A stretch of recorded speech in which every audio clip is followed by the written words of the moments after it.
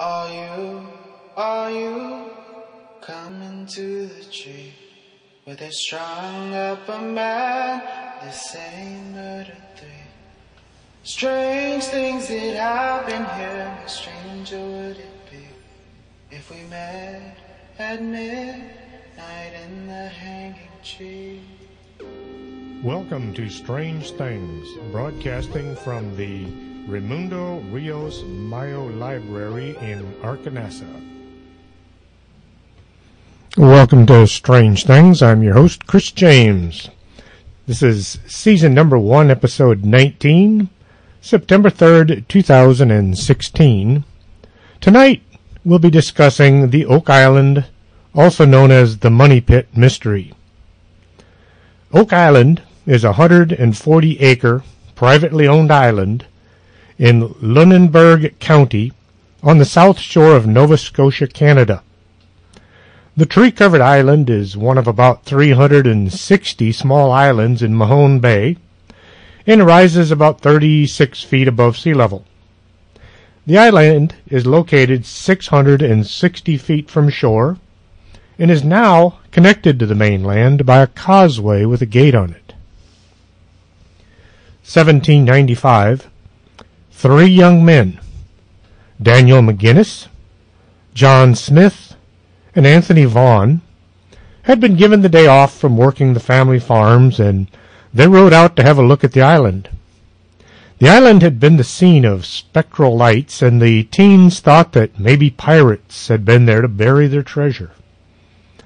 That same year, George Washington is the President of the United States. There are only 15 states for him to govern. The Industrial Revolution is only in its 5th year. We're talking a while ago. The 3 kids roamed Oak Island, walking through the trees and slowly making their way to the far side of the tiny landmass. They were looking for any sign of pirates and hopefully their loot. As they wandered around looking for pirate treasure, they found a depression in the ground. It looked as if a hole had been filled in with dirt, but the dirt had settled. Directly above this depression was an oak limb with an old wooden block hanging from it. A wooden block like you'd find on board an old sailing ship, like an old pirate ship maybe. The boys figured pirates had buried their treasure right under their feet, and all they need do is dig it up. The 3 dug down and found a layer of flagstones just 3 feet down. Surely the treasure had to be right there. They removed the layer of stones and continued digging down into the soft soil under their feet. Now the dirt on the sides of the hole they were digging was like clay. It was very hard, very compact. But the dirt where they were digging was softer and loose, as if someone else had already been digging that spot. At 10 feet, they came to a wooden floor, huge oak beams that spanned the 13-foot-wide excavation. By this time, the boys were expected back home, so they packed it in and rode back to the mainland, hoping to come back the next day with reinforcements. I wonder what the dinner conversation was like that night around the 3 different households. The boys must have made their case, because the next morning there were more people, armed with shovels, ready to become rich beyond their wildest dreams. Using equipment available to them and lots of back-breaking effort, they pried the beams up, only to find more dirt beneath. They dug down to 20 feet, where they found another oak beam deck spanning their passage. They simply must be right on top of the vast and magnificent treasure. There could be no other explanation. Under the deck, more dirt. They had removed dirt down to the 30-foot level, only to find a 3rd log deck. The treasure hunters came to a difficult decision. They all had crops to tend, they had animals to care for. Perhaps just a hint of a curse was mentioned. Pirate treasure was always guarded by evil spirits, and bad things might befall the farmers turned treasure hunters. For whatever reason, the pit was filled in and abandoned, and all the would-be millionaires returned to their farms. It took the three discoverers 8 years, but they did return. It was now 1803. Along with the Onslow Company, formed for the purpose of the search, they began digging again. They quickly got back to the 30-foot point that had been reached 8 years previous, and then they continued down, finding a layer of oak logs at every 10 feet. Besides the beams, at the 40-foot level, a layer of charcoal was found. At 50 feet, there was a layer of putty, and at 60 feet, a layer of coconut fiber. Now, coconut fiber is a really odd thing to find because the nearest coconut tree was about 1,500 miles away. At 90 feet, one of the most puzzling clues was found. A stone inscribed with mysterious writing. The writing looked like nothing any of the Onslow Company had ever seen before. They took a rubbing of the stone. It's where you place a sheet of paper on top of the object and then you rub a piece of charcoal back and forth until a representation of the image is transferred onto the paper. This is called a rubbing. You can do this with tombstones and anything that has deep carved letters in it. They sent the rubbing off to the nearest college for translation. The stone was supposed to translate into saying, 40 feet down, 2 million pounds is buried. 2 million pounds of gold or silver would be quite a find. 2 million pounds of lead would still be worth digging up. You could sell lead for $10 a pound on today's market. 2 million pounds of lead, you're still looking at a good income. After pulling up the layer of oaks at 90 feet and continuing on, they noticed water began to seep into the pit. By the next day, the pit was filled with water up to the 33-foot level. Pumping just didn't seem to work. Well, the next year, a new pit was dug parallel to the original, down to 100 feet. From there, they tried tunneling over to the money pit. Again, flood water poured in, and the search was abandoned. As it turns out, an ingenious booby trap had been sprung. The Onslow Company had inadvertently unplugged a 500-foot waterway that had been dug from the pit to nearby Smith's Cove by the pit's designers. As quickly as the water could be pumped out, it was refilled by the sea. We're going to take a brief pause here for a few commercials and station identification. Don't go anywhere. We'll be right back. You're listening to Arkanasa Radio.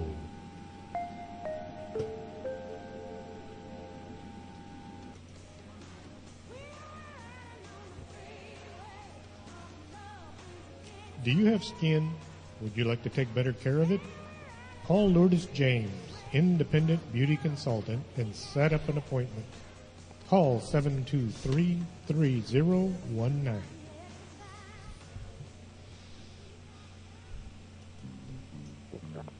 If your vision isn't what it used to be, and you're not sure you're seeing Bigfoot or just your neighbor mowing his lawn, stop on by Del Norte Optical, 107 Calle del Norte, just across the street from the Embassy Suites.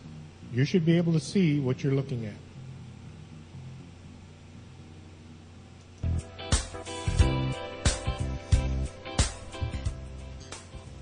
Looking for a great cup of coffee? Swing on by the Organic Man Coffee Truck, 1002 Eaterby Day, Suite number 7. Not a coffee drinker? They have hot chocolate, hot tea, and sometimes muffins and cookies. It's a great place to meet your friends for a conversation or curl up in the corner with a good book. The Organic Man Coffee Truck. Life is too short to drink bad coffee.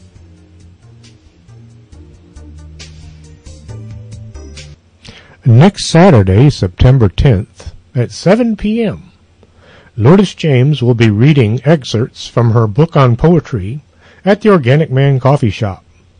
Stop on by and have a listen.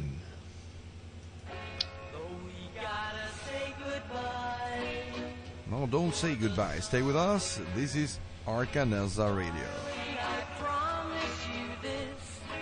Quédate con nosotros. Estás escuchando Arcanasa Radio.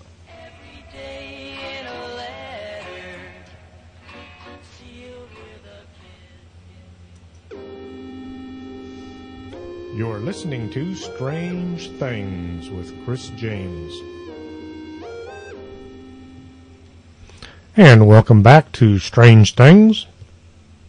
Now, we've just been talking about the fact that they had somehow sprung a booby trap and the money pit was now being flooded with seawater.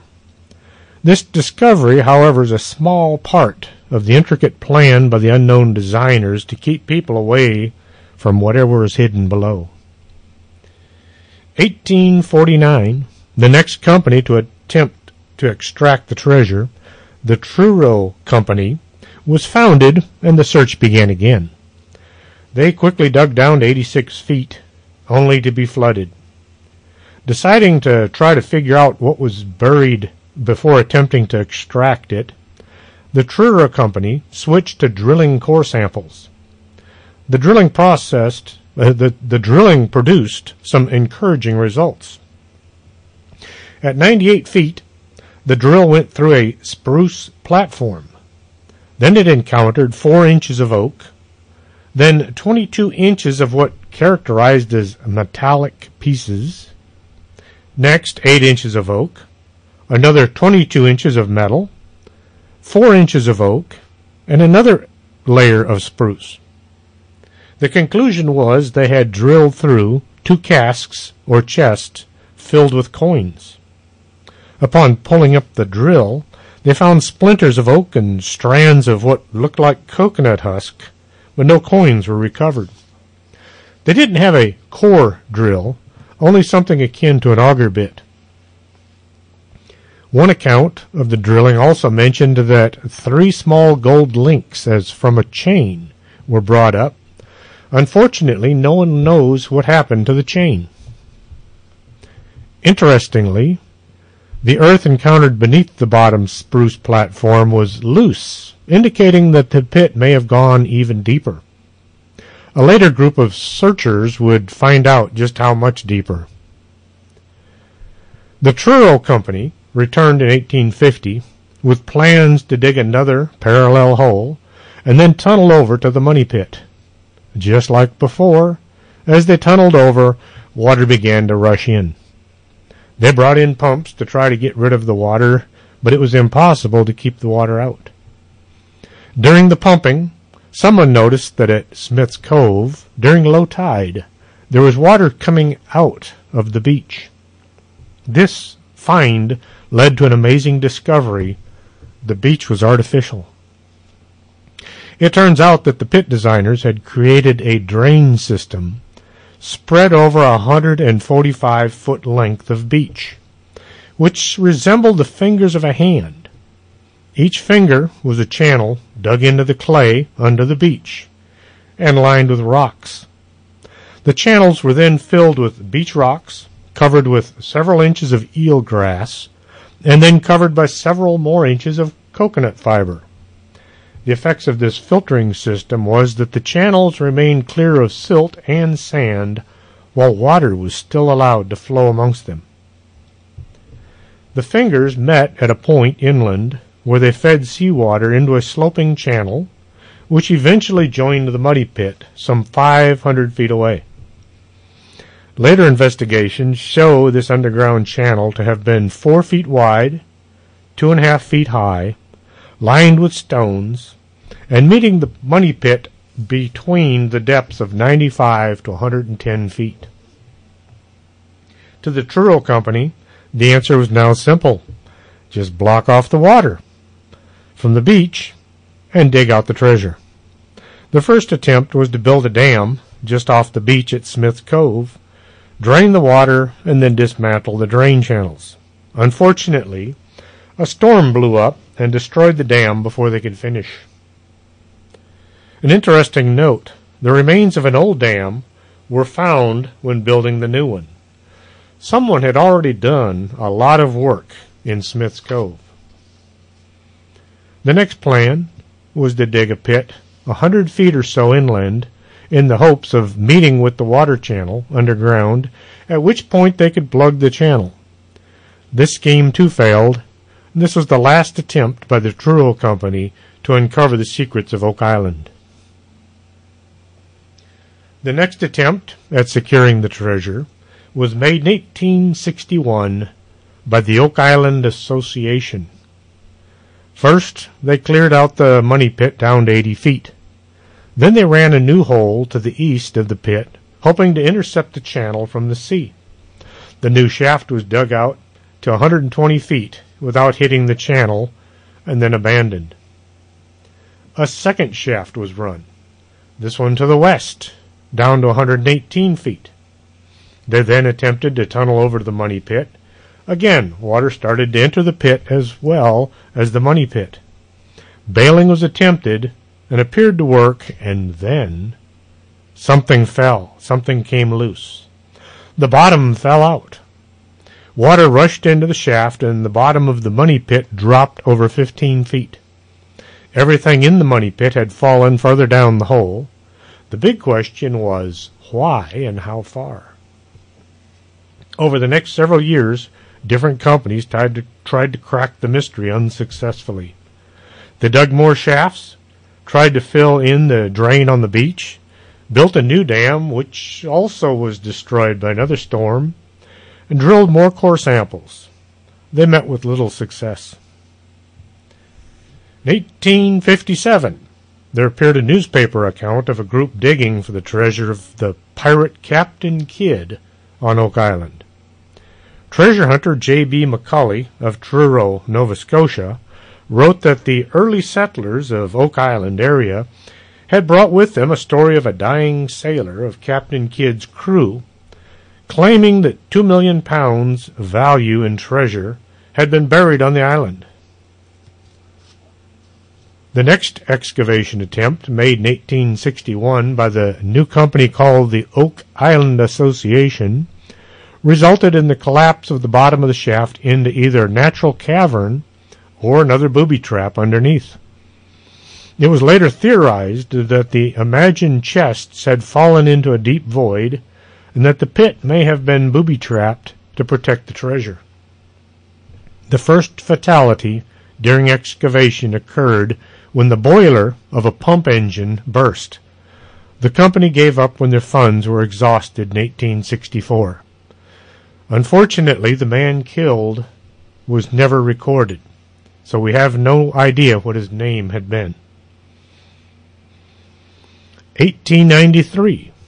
A man named Fred Blair, along with a group called the Oak Island Treasure Company, began their search. Their first task was to investigate the caved-in pit. Discovered in 1878 about 350 feet east of the money pit. The cave-in appears to have been a shaft dug out by the designer of the money pit, perhaps as a ventilation shaft for the digging of the flood tunnel. It apparently intersected or closely passed the flood tunnel while it was being cleared by the treasure company. It started to flood at the depth of 55 feet and then was abandoned. Over the next several years, the Oak Island Treasure Company would dig more shafts, pump more water, and still get nowhere. In 1897, they did manage to clear out the money pit down to 111 feet, where they actually saw the entrance of the flood tunnel, temporarily. However, the water worked its way through again and filled the pit. The treasure company then decided that they would attempt to seal off the flow of water from Smith Cove by dynamiting the flood tunnel. 5 charges were set off in holes drilled near the flood tunnel. They didn't work. The water flowed into the muddy pit as rapidly as ever. At the same time, a new set of core samples were drilled at the pit itself. The results were surprising. At 126 feet, wood was struck and then iron. This material is probably part of the material that fell during the crash of the pit. On other drillings, the wood was encountered at 122 feet, and the iron was missed completely, indicating that the material may be laying in a haphazard way due to its fall. Between 130 and 151 feet, and also between 160 and 171 feet, a blue clay was found, which consisted of clay, sand, and water. This clay can be used to form a watertight seal, and is probably the same putty that was found at the 50-foot level of the pit. The major find was in the gap between the putty layers. A cement vault was discovered. The vault itself was 7 feet high with 7-inch thick walls. Inside the vault, the drill first struck wood, and then a void several inches high, and an unknown substance. Next, a layer of soft metal was reached, then almost 3 feet of metal pieces, and then more soft metal. When the drill was brought back up, another twist was added to the whole mystery. Attached to the auger was a small piece of sheepskin parchment with the letters VI, UI, or WI. What the parchment is a small piece of is still in question. More convinced than ever that a great treasure was beneath the island, the treasure company began sinking more shafts in an attempt to get to the cement vault. They all met with failure due to flooding.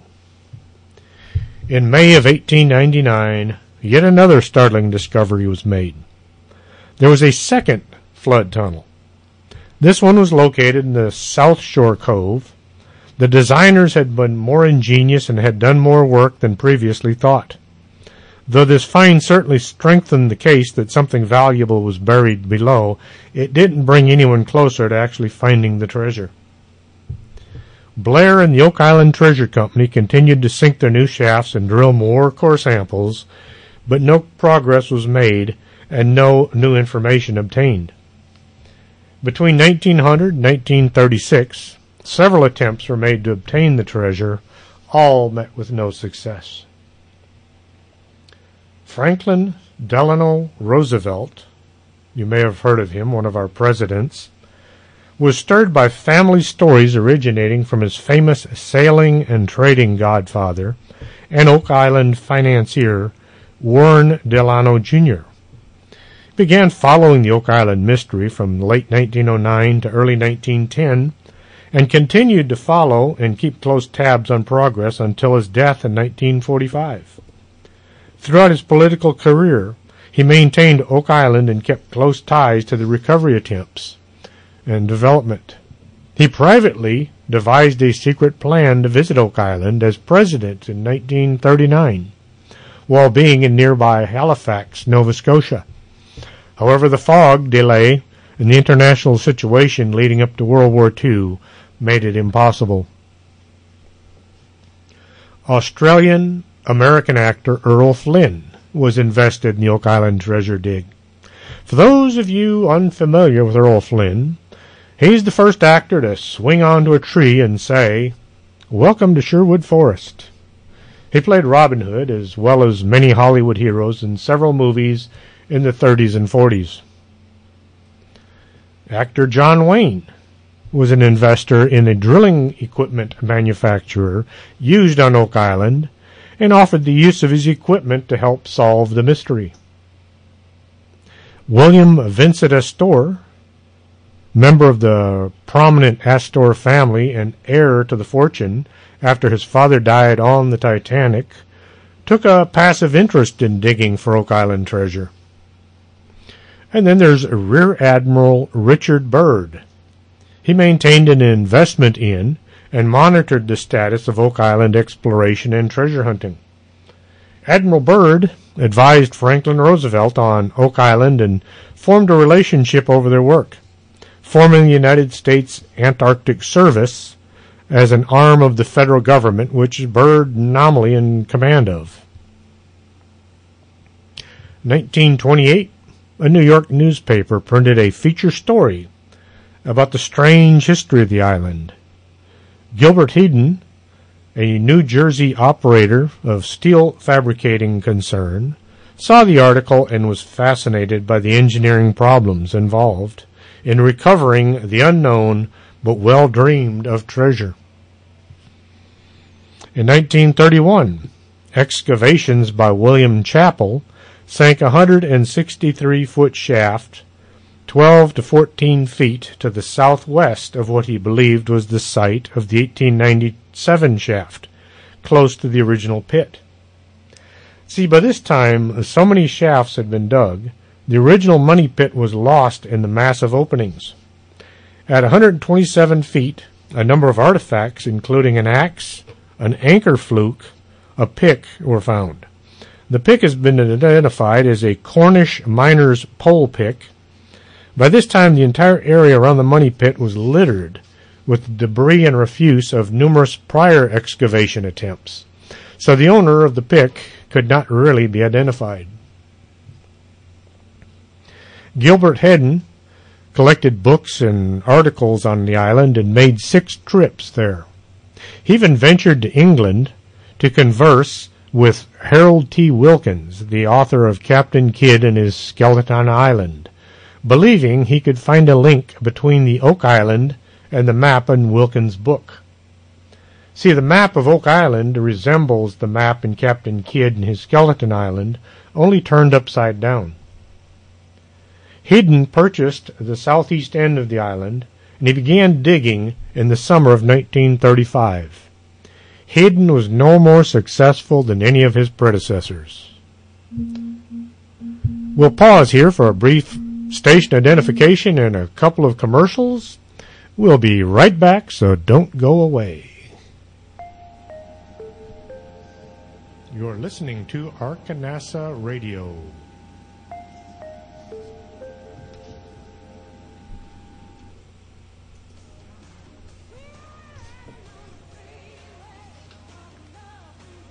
Do you have skin?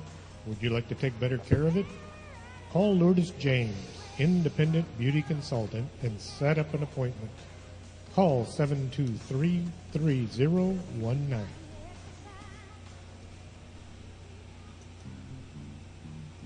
If your vision isn't what it used to be, and you're not sure you're seeing Bigfoot or just your neighbor mowing his lawn, stop on by Del Norte Optical, 107 Calle del Norte, just across the street from the Embassy Suites. You should be able to see what you're looking at.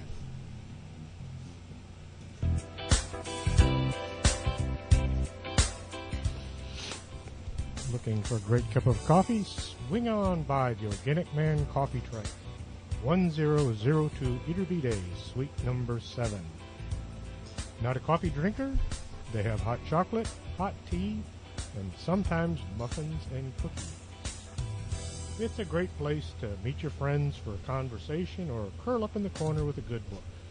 The Organic Man Coffee Truck.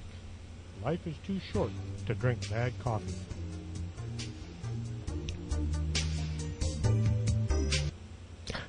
Saturday, September 10th at 7 p.m., Lourdes James will be reading excerpts from her book on poetry at the Organic Man Coffee Shop.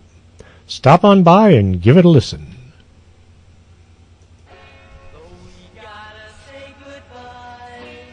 No, don't say goodbye. Stay with us. This is Arkanasa Radio. Quédate con nosotros. Estás escuchando Arkanasa Radio.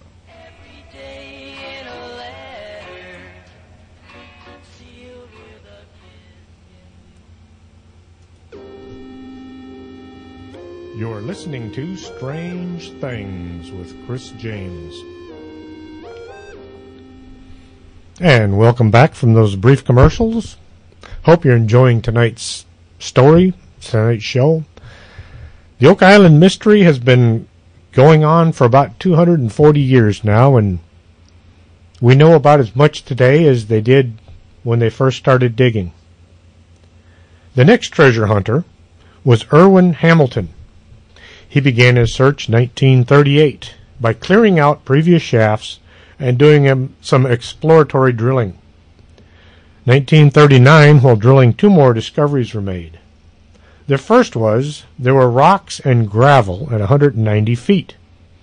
According to Hamilton, this was foreign, and therefore it had to have been placed there by someone. Second finding came from clearing out an earlier shaft down to 176 feet. At this point, a layer of limestone was encountered and drilled through. The drilling brought up oak splinters. Apparently, there was wood underneath the limestone. 1959, Robert Restall and his 18-year-old son came to Oak Island and signed a contract with one of the property owners. They attempted to seal off what was thought to be the flood tunnel in Smith's Cove. August 17, 1965, after digging a shaft down to 27 feet at Smith's Cove, Restall was overcome by carbon monoxide fumes from a gasoline engine operating at the top of the shaft. Restall's son then went down the shaft, and he also lost consciousness. Cale Grasser, Restall's partner, and workers Cyril Hiltz and Andy DeMont then went down as well. A visitor to the site named Edward White had himself lowered on a rope into the shaft and was able to bring out DeMont. The other 4 men died. No one working on the island knew about carbon monoxide and how it affected the human body. An account of an excavation of the money pit appeared in the January 1965 issue of Reader's Digest magazine. 2 young kids living in Michigan read the article and were both hooked on treasure hunting. Rick and Marty Lagina had no idea where their new interest was going to take them. That same year, Robert Dunfield leased portions of the island. Dunfield built a causeway from the mainland out to the island in order to bring in a 70-ton crane, a bulldozer, and other heavy equipment. He dug out the pit area to a depth of 134 feet and a width of 100 feet. The soil removed was carefully inspected for artifacts, but nothing of interest was recovered. Dunfield attempted to block the inflow of water at Smith's Cove and may have succeeded. Then on the south side of the island, a trench was dug in the hope of intercepting the other water tunnel and blocking it off. The flood tunnel wasn't found, but an unknown shaft was, possibly one dug by the designers of the pit. It had been filled back in, but once again, the soil consistency didn't match the dirt around it. The shaft apparently went down to 45 feet and stopped. Its purpose was unknown. Dunfield's other findings were based on drilling. It was determined that at 140 feet there was a 2-foot thick layer of limestone, then a 40-foot void. At the bottom of the void was bedrock. This information matched with a drilling done back in 1955. There seemed to be a large natural underground cavern, something apparently common with limestone around the world. Dunfield, like those who came before, ran out of money before running out of mysteries. In January 1967, Daniel C. Blankenship, David Tobias, Robert Dunfield, and Fred Noland formed a syndicate for exploration on Oak Island. They formed the Triton Alliance Limited and purchased most of the island. Some of the previous landholders, such as Mel Chappell, became shareholders in Triton. Dan Blankenship used dowsing rods to find a location for the next attempt. He walked back and forth using the rods until they crossed. X marks the spot. This was to be the next big excavation. Borehole 10X was the result of his efforts. Borehole 10X, a 237-foot tube lined with steel, which was sunk to 180 feet, northwest of the pit. During the digging, several apparently artificial cavities were found down to 230 feet. The hole was reinforced using steel tank cars, stood on end, and sunk into the pit to hold the dirt back. Then a concrete tube with a 23-inch access opening was extended to the bottom. A camera was lowered down to the bedrock cavity at 230 feet, and it returned some amazing images. At first, a severed hand could be seen floating in the water. Later, 3 chests and various tools could be made out. Finally, a human body was detected. After seeing the images, the decision was made to send a diver down for a look. Dan Blankenship went to see what was down there. Dan Blankenship has been described as a tough character. Tough isn't a big enough word. Once he set his mind to do something, no one was big enough to stop him. As he dove down through the murk, frigid water, the side suddenly gave way. The tube he was in was collapsing in around him. He had an intercom hooked to his face mask and yelled to be pulled up. His son Dave Blankenship immediately reversed the cable holding his father and pulled him to safety just seconds before the hole closed. Dave Blankenship still has a grudge against the engineer who claimed the steel sides would hold up. Due to the collapse of 10X, work came to a halt once more. Daniel Blankenship managed to dig out more of the mystery shaft found by Bob Dunfield. It turned out that the shaft did go beyond 45 feet. Blankenship found a hand-wrought nail and a washer at 60 feet. At 90 feet, he met a layer of rock in stagnant water. He assumed this was part of the South Water Tunnel, but couldn't explore further because the shaft could not be stopped from caving in. A pair of wrought iron scissors were discovered, buried below the drains at the Smith's Cove. It was determined that the scissors were Spanish-American, probably made in Mexico. They were about 300 years old. He also found a heart-shaped stone. Smith's Cove revealed some more secrets in 1970. While building a new cofferdam, they discovered the remains of what appeared to be the original builder's cofferdam. The findings included several logs, 2 feet thick, up to 65 feet long. They were marked every 4 feet with Roman numerals carved into them, and some contained wooden pins or nails. The wood had been carbon dated to 250 years ago. The western end of the island has also revealed several items. 2 wooden structures, along with wrought iron nails and metal straps, were found at the western beach.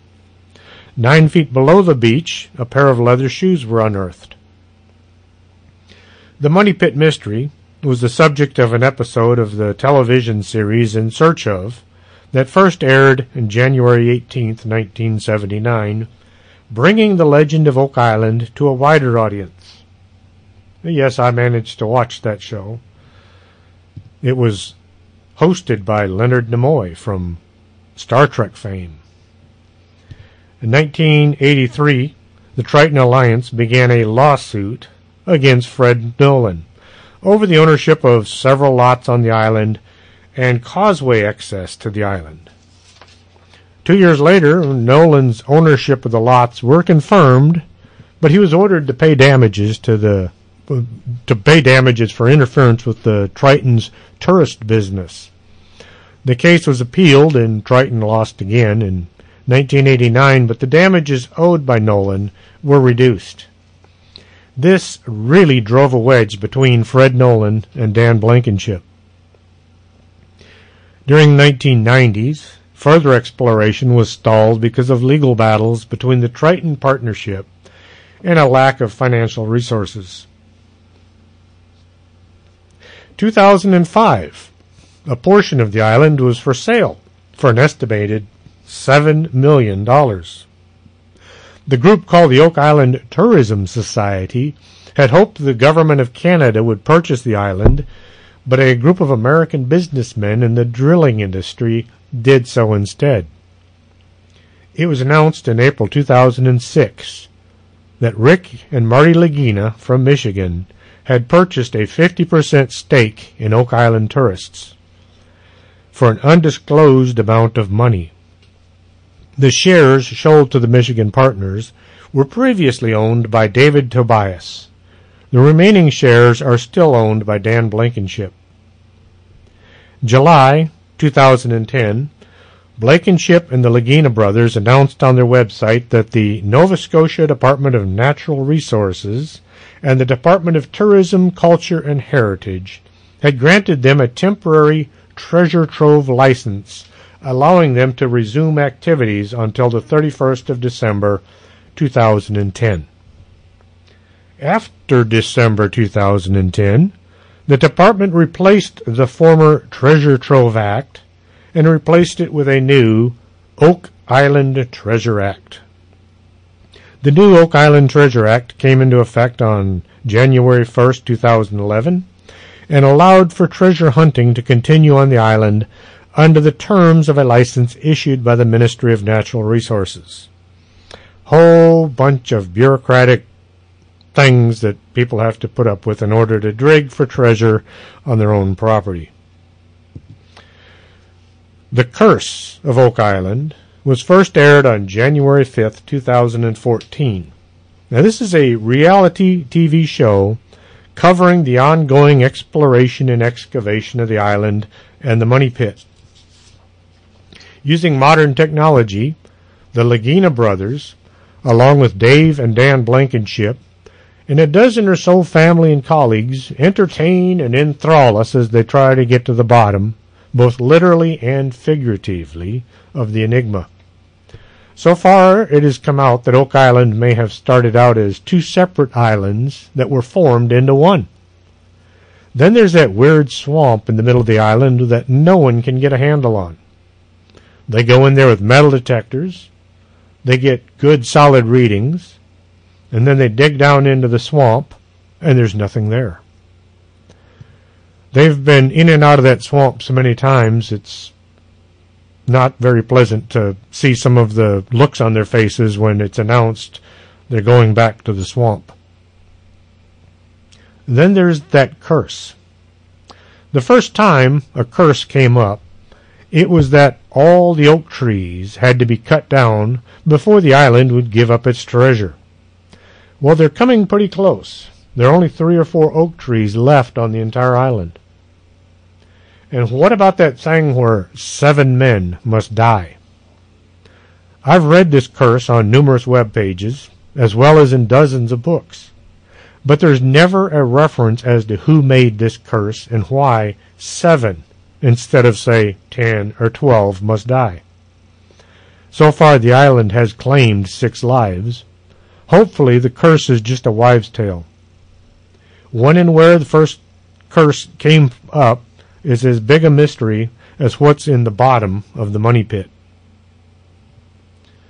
We're going to take a brief pause here for station identification and a couple more of your favorite commercials. Don't go anywhere. We'll be right back after this. You're listening to Arkanasa Radio.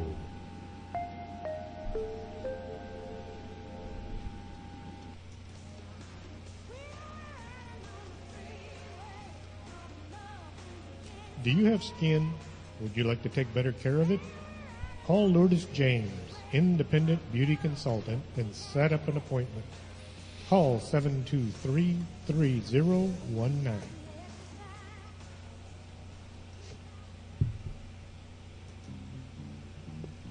If your vision isn't what it used to be, and you're not sure you're seeing Bigfoot or just your neighbor mowing his lawn, stop on by Del Norte Optical. 107 Calle del Norte, just across the street from the Embassy Suites. You should be able to see what you're looking at.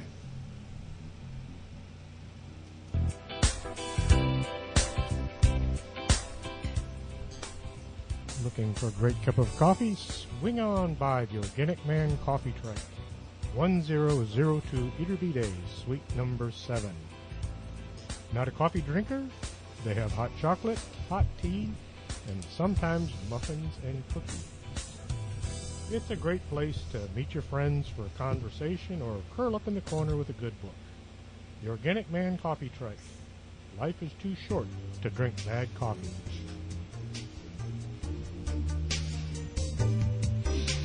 And don't forget, next Saturday, September 10th at 7 p.m., Lourdes James will be reading excerpts from her book on poetry. The Organic Man Coffee Shop. Stop on by and give a listen.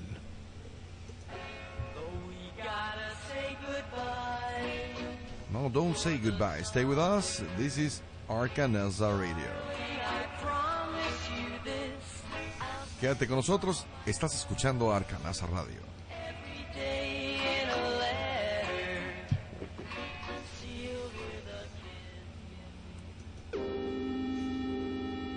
You're listening to Strange Things with Chris James. And welcome back. Hope you've been enjoying tonight's show. Now, there are lots of theories about who built the Oak Island and what exactly may be at the bottom of the money pit.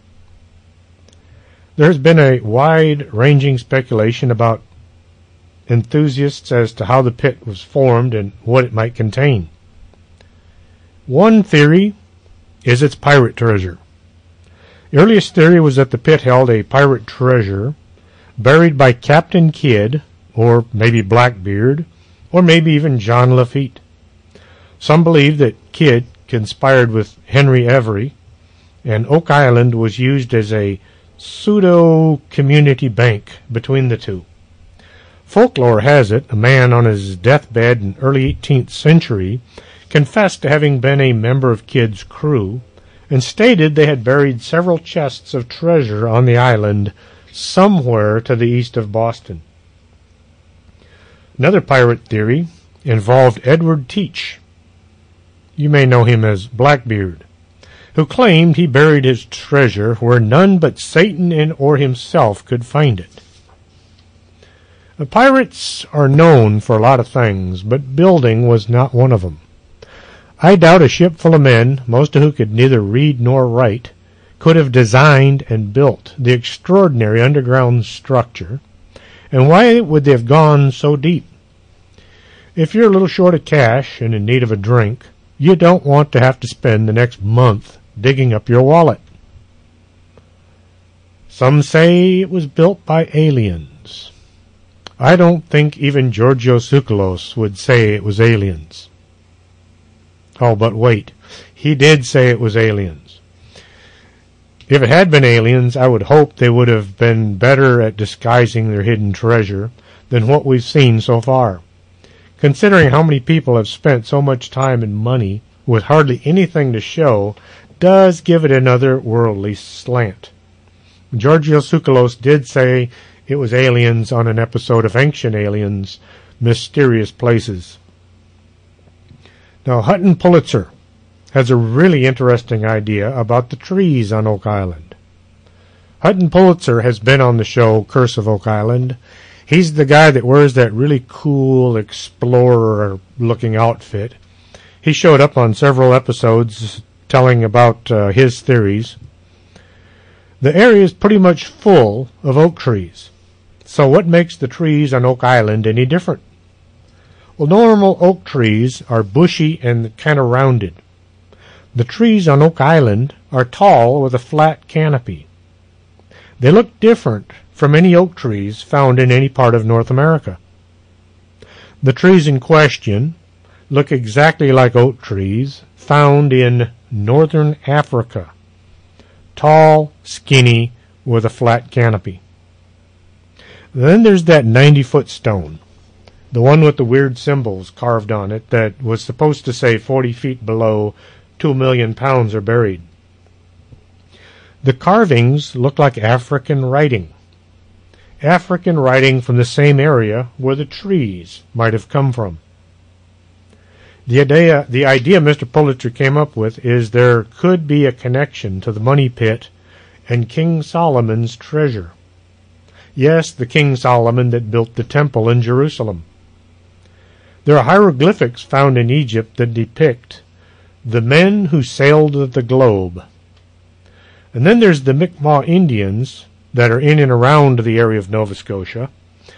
They have artwork depicting men with tattoos that look just like ancient Phoenician priests.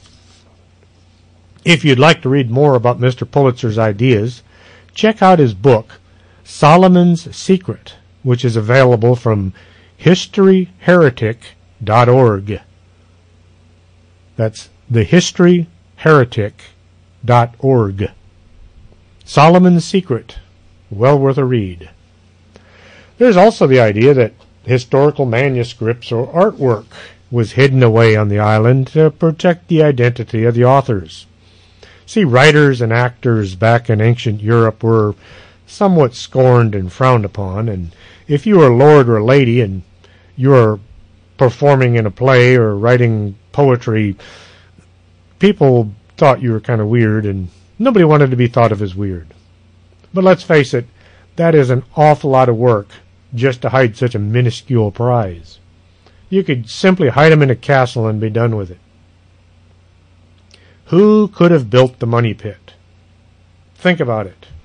Before 1795, they didn't have power equipment to dig a 13 by 13 foot pit over 235 feet deep. Plus the booby traps that caused the pit to flood. Who could have dug up half of the island, laid down coconut husk, and then rebuilt the island on top of it? There is so much coconut fiber, 2 ships filled with nothing but coconut fiber would have to have been used to haul it from the Caribbean all the way to the Mahone Bay, at a time when this sort of thing just wasn't done, at least not by ordinary people. Who not only could have, but would have gone to such lengths to hide some as of yet unknown treasure? Well, how about the Knights Templar? They built extravagant churches all over Europe. They seem to have known some engineering techniques long before the Industrial Revolution, and they were somewhat fanatical about, well, just about everything.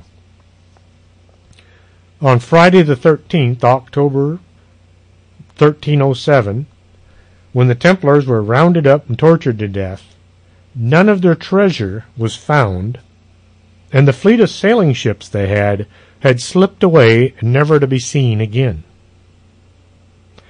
Now, when the Templars were rounded up, they were not rounded up all over Europe. That is a misconception a lot of people have. They were arrested in France by Philip le Bel, who was the king of France at the time and who was also broke. His idea was, if he had the Templars arrested, he would get a finder's fee in the form of some of their treasure. But as it turned out, they didn't find any treasure. Now, the Templars were also in Germany. They were in Italy. Well, they were in every country in Europe, just about. Only the Templars in France were actually arrested. The others faded into the woodwork. They may have taken the treasure with them. The Templars not only had the ability, but they had the desire to go to extreme lengths to hide their wealth in such a way as to be impossible for anyone to find it. Perhaps what's at the bottom of the pit was never meant to be recovered. If the treasure was something dangerous or sacred, like, say, the Ark of the Covenant, wouldn't it make sense to go through such bizarre extremes to hide it? Until Rick and Marty Lagina finish digging or run out of money, we may never know what is buried so deep under that small island in Nova Scotia. The Curse of Oak Island Season number 4 has been renewed. The release date is supposed to be August 4th, so tune into the History Channel for further developments. Maybe this time they'll finally get to the bottom of the pit and find out what's down there. Next week, we'll be discussing something closer to home. The Spider Rock Mystery. Tune in next Saturday, September 10th, to hear about another bizarre treasure hunt right here in the state of Texas. Until then, see y'all later. Hope you enjoyed the show. Are you coming to the tree where they strung up a man, they say murder 3? Strange things that happen here, how stranger would it be if we met at midnight in the hanging tree?